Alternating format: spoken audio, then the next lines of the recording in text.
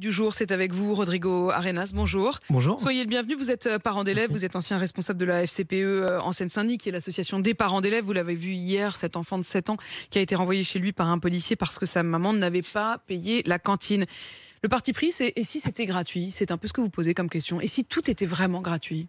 Le drame dans cette histoire, c'est pas tellement le problème des adultes, c'est qu'un enfant a été renvoyé chez lui pour des impayés de sa famille, de ses parents en l'occurrence et de sa maman, accompagné d'un gendarme. C'est un traumatisme pour n'importe quel enfant et c'est pas acceptable en 2021. En France, on doit sortir de cette forme de charité républicaine dans lequel, en fonction de la famille dans laquelle on est né ou le territoire dans lequel on habite, en fait, le prix de la scolarité varie en fonction du desiderata des majorités en place. Ce n'est plus possible d'agir en sota. Et d'ailleurs, c'est contre-productif quand on avance l'idée que c'est fait pour les enfants les plus pauvres. En fait, c'est faux.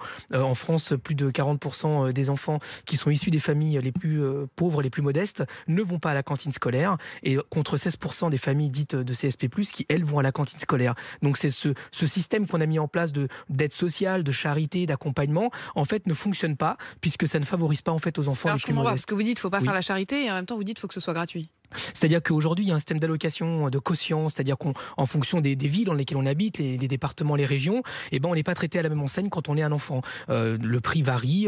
La moyenne en France, par exemple, de 3,30 € pour un repas. Là, en l'occurrence, c'était le repas à 2,50 €. C'est ça, c'est 2,50 €. Écoutez, moi, je pense que les gens qui sont pauvres, qui nous écoutent, mais ceux qui en connaissent, ceux qui travaillent avec eux notamment, savent que c'est un prix qui est énorme pour des familles qui sont très modestes. Mais en fait, l'idée, c'est que ce système a vécu. Donc, moi, j'ai une expérience de parents d'élèves engagés. J'étais aussi coprésident national de la FCPE, la première fédération de parents d'élèves.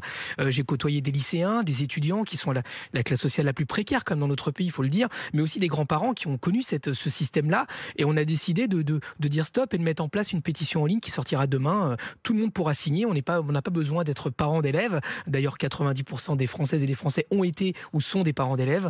Voilà, c'est cette idée que aujourd'hui, on doit prendre en charge l'ensemble des coûts de la scolarité, comme le font d'autres pays. Quand vous dites l'ensemble des coûts de la scolarité, oui. Je voudrais préciser, vous pensez non seulement cantine, alors c'est évidemment de ça dont on parle depuis hier, oui. Mais vous pensez aussi fourniture, oui.